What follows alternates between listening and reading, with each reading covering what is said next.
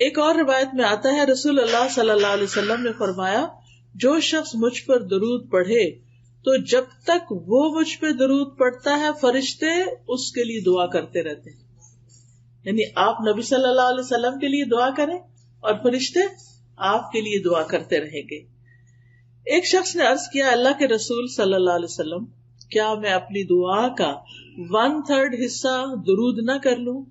تو آپ نے فرمایا کہ ہاں اگر تم چاہو تو ایسا کر سکتے ہو. اس نے کہا اگر 2/3؟ آپ نے فرمایا ہاں اگر تم چاہو. اس نے کہا اگر میں ساری دعا درود ہی کو بنا لوں؟ تو آپ نے فرمایا پھر تو یہ تمہارے لیے اللہ تمہارے دنیا اور آخرت کے سب غم ہم کے لیے کافی ہو جائے گا. یعنی اگر آپ کو بعض اوقات انسان کی سچویشن اتنی ٹینس ہوتی ہے کہ اس کو دعا بھی نہیں سمجھ آتی مجھے کیا مانگنا چاہیے اس وقت.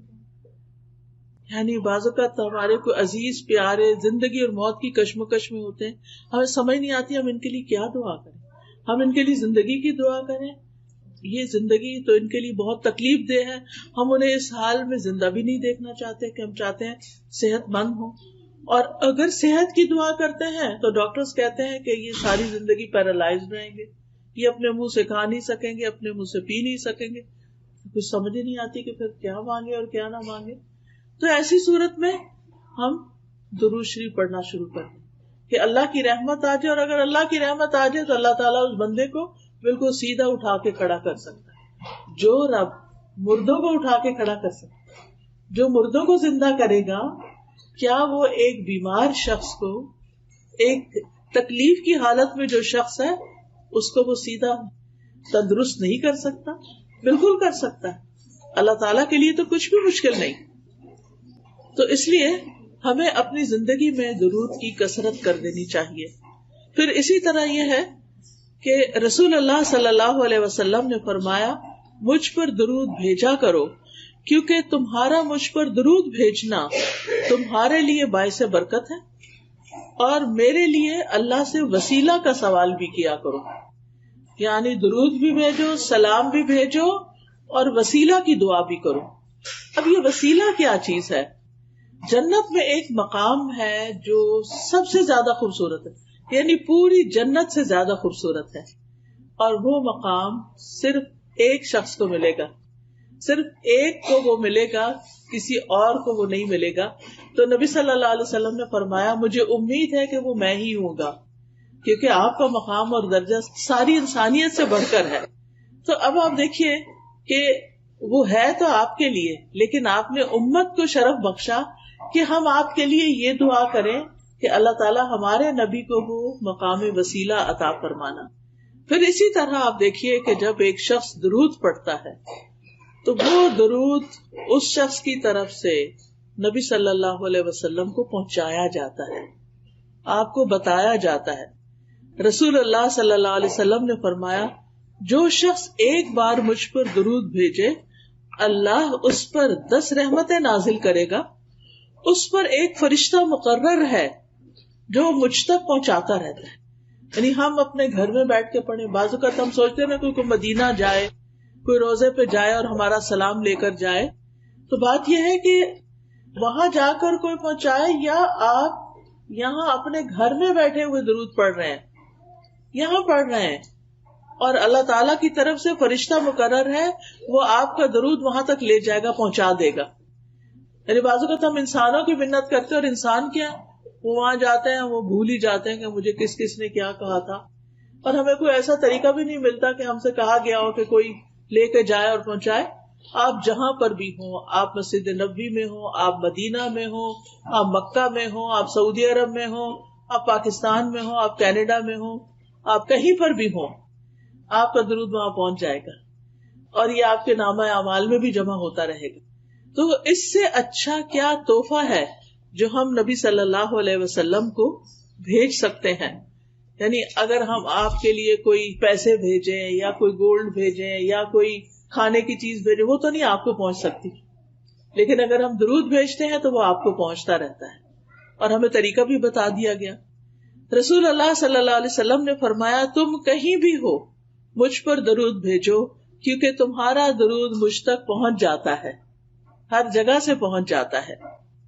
اب جو شخص نبی صلی اللہ علیہ وسلم کے لیے درود بھیجے گا اور سلام بھیجے گا اور خاص طور پر آپ کے لیے وسیلہ کی دعا کرے گا تو قیامت کے دن اس کو نبی صلی اللہ علیہ وسلم کی سفارش حاصل ہوگی، اس کے لیے شفاعت ہوگی. رسول اللہ صلی اللہ علیہ وسلم نے فرمایا جو مجھ پر درود بھیجتا ہے یا میرے لیے وسیلہ مانگتا ہے قیامت کے دن اس کے لیے میری شفاعت ثابت ہو جائے گی، یعنی پکی ہو جائے گی کہ میں اس کے حق میں سفارش کروں. سفارش کس کو ضرورت ہوتی ہے؟ جس کے اپنے پاس پورا نہ ہو کامیابی کے لیے. یعنی اگر کوئی شخص خود لیک کرتا ہے کسی چیز میں تو پھر دوسرا اس کی سفارش کر دیتا ہے، آپ اس کو یہ جاب دے دیں، آپ اس کو یہ جگہ دے دیں، آپ اس کے لیے یہ کر دیں، تو وہ اس کے لیے آسانی ہو جاتی. تو اسی طرح جو شخص جنت میں جانے کے لیے اس کو ایک نیکی کم ہے یا تھوڑی سی ضرورت ہے تو پھر وہ نبی صلی اللہ علیہ وسلم اس کے حق میں سفارش کریں گے کہ اس کو جنت دے دی جائے کیونکہ اس نے مجھ پر درود بھیجا تھا. اسی طرح اگر کوئی شخص اپنے برے اعمال کی وجہ سے توبہ کیے بغیر دنیا سے چلا گیا اور قیامت کے دن اس کی پکڑ ہو گئی اور اس کو جہنم میں پھینک دیا گیا تو نبی صلی اللہ علیہ وسلم کو اللہ تعالیٰ حق دیں گے شفاعت کا، حق کے شفاعت، اور پھر آپ کی سفارش سے اس کو آگ سے بھی نکال لیا جائے گا. تو اس لیے ہمیں اپنی زندگی میں درود کا اہتمام کرتے رہنا چاہیے، کوئی دن ہمارا خالی نہ جائے. ویسے تو الحمدللہ جب ہم اذان سنتے ہیں تو اس کے بعد درود جو ہے وہ پڑھتے ہیں، وہ موقع ہوتا ہے درود پڑھنے کا. پھر اسی طرح نماز ہماری مکمل ہی نہیں ہوتی، نماز پوری ہی نہیں ہوتی، نماز ادا ہی نہیں ہوتی اگر ہم اس میں درود شریف نہ پڑھیں. مثلاً اگر کسی کا اتحیات پڑھتے ہوئے اتحیات پر وضو ٹوٹ گیا اور اس نے درود نہیں پڑھا تو اس کو نماز لوٹانی ہوگی کیونکہ اس کی نماز نہیں ہوئی. تو اس لیے چاہے آپ اس وقت پورا درود نہ بھی پڑھ سکیں، اللہم صلی علی نبینا محمد کہہ دیں، اللہم صلی وسلم وبارک علی نبینا محمد، اللہم صلی علی محمد وعلی آل محمد، یعنی کوئی بھی آپ اس میں سے پڑھ لیتے ہیں اور سلام جلدی سے پھیر دیتے ہیں. کیا اس وقت آپ مزید کنٹینیو نہیں کر سکتے کہ آپ کا وضو ٹوٹ جائے گا، تو آپ کی نماز پوری ہو جائے گی اگر آپ نے درود شریف پر اینڈ کر دیا. تو اس سے بھی آپ اندازہ لگائیں کہ کتنا ضروری ہے.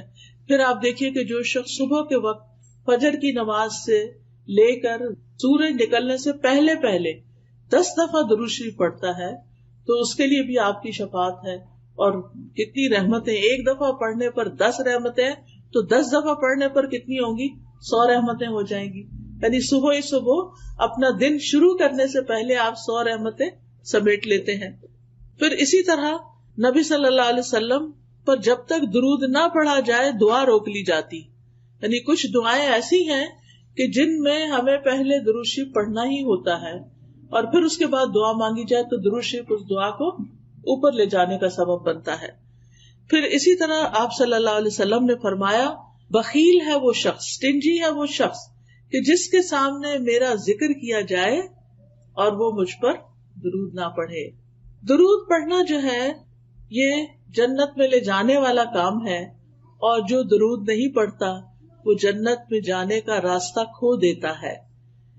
حضرت حسین بن علی رضی اللہ عنہ امام حسین سے مروی ہے کہ رسول اللہ صلی اللہ علیہ وسلم نے فرمایا جس کے پاس میرا ذکر کیا گیا یعنی میرا نام لیا گیا اور وہ مجھ پر درود پڑھنا بھول گیا، اس نے پڑھا ہی نہیں، صلی اللہ علیہ وسلم نہیں کہا. ہونا تو یہ چاہیے نا، جب بھی آپ کا نام لیا جائے تو دل ہی دل میں یا ہلکی سی آواز سے صلی اللہ علیہ وسلم پڑھ لیا جائے.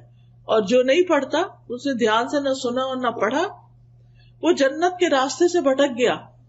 یعنی جو راستہ جنت کی طرف لے جانے والا تھا اس نے وہ چھوڑ دیا، وہ کہیں اور ہی چل پڑا. یعنی اس سے بھی اس کی امپورٹنس کا پتہ چلتا ہے.